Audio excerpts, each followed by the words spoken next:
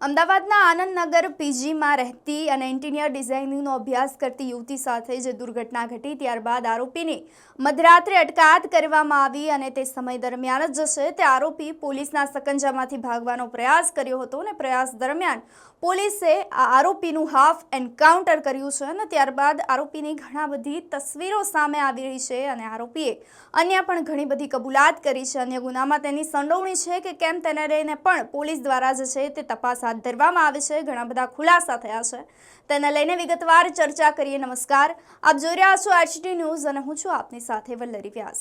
અમદાવાદના બહુચર્ચિત આનંદનગર દુષ્કર્મ કેસમાં આરોપી ધર્મસિંહે પોલીસ કસ્ટડીમાંથી ભાગી જવાનો પ્રયાસ કરતા સમગ્ર મામલે હવે નવો વળાંક સામે આવી રહ્યો છે।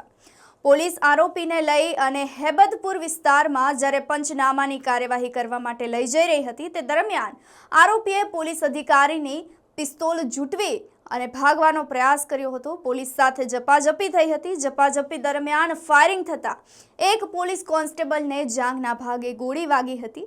ત્યારબાદ થયેલા બીજા ફાયરિંગમાં આરોપી ધર્મસિંહના જમણા પગમાં ગોળી વાગી હતી।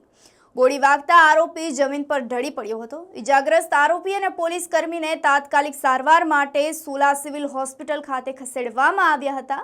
હોસ્પિટલ પહોંચ્યા બાદ આરોપી લંગડાતો જોવા મળ્યો હતો। તેણે પોલીસ સમક્ષ હાથ જોડી કાન પકડી અને માફી માંગતા કહ્યું હતું કે સાહેબ, હવે પછી આવું નહીં થાય, એકવાર માફ કરી દો। સૌપ્રથમ આરોપીએ જે માફી માંગી તે વિડીયો જોઈ લઈએ। एक बार माफ कर दो साहब, जिंदगी कभी मैं ऐसा काम नहीं करूंगा। एक बार खाली माफ कर दो साहब, जिंदगी में पहली बार कभी काम नहीं ऐसा करूंगा साहब। जिंदगी में एक बार खाली माफ कर दो साहब। माफ कर दो साहब, आगे से ऐसा नहीं करूंगा। एक बार माफ कर दो साहब, एक बार माफ कर दो साहब, आगे से ऐसा नहीं करूंगा साहब। मर गया, एक बार माफ कर दो साहब, एक बार माफ कर दो साहब। मर गया हाँ साहब, बचिया एक बार माफ कर दो हमको साहब, एक बार माफ कर दो, एक बार माफ कर दो साहब, एक बार माफ कर दो हमको। आगे से कभी नहीं करूंगा साहब, माफ कर दो। मर गया, माफ कर दो साहब, एक बार माफ कर दो, एक बार माफ कर दो साहब, आगे से कभी नहीं करूंगा। एक बार माफ कर दो साहब, एक माफ कर दो साहब, एक बार माफ कर दो साहब। સોલા સિવિલ હોસ્પિટલની અંદર આરોપીની કબૂલાત બાદ પોલીસે અન્ય ઘણા બધા ખુલાસા કર્યા છે। ખુલાસાની અંદર આરોપી પાસેથી 2 મોબાઈલ ફોન મળી આવ્યા છે। તેની અંદર અન્ય કયા સબૂત છુપાયેલા છે તેને લઈને પણ તપાસનો ધમધમાટ હાલ ચાલી રહ્યો છે।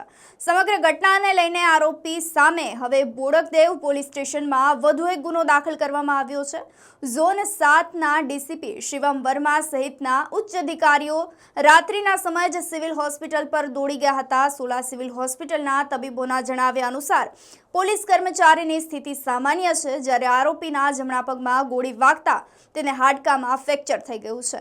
તેને સારવાર ચાલી રહી છે। તબીબોનું કહેવું છે કે ફિટનેસને ધ્યાન પર રાખી અને આગળ સર્જરી કરવાનો નિર્ણય પણ તેઓ કરી શકે છે।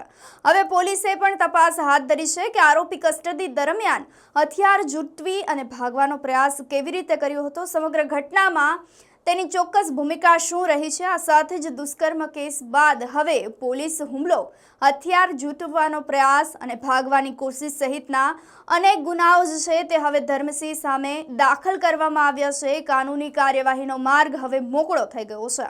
હવે ગુજરાત પોલીસે પણ સાબિત કરી બતાવ્યું છે કે મહિલાઓની સુરક્ષાને લઈને પોલીસ કેટલી જાગૃત છે। આરોપીને પકડવા માટે પણ મજબૂતાઈથી ચક્રો ગતિમાન કરવામાં આવી રહ્યા છે। યોગ્ય સજા આપવા સુધી પોલીસ હવે કાર્ય કરી રહી છે અને ત્યારબાદ આવા નરાધમોનું હાફ એન્કાઉન્ટર પણ કરવામાં આવી રહ્યું છે।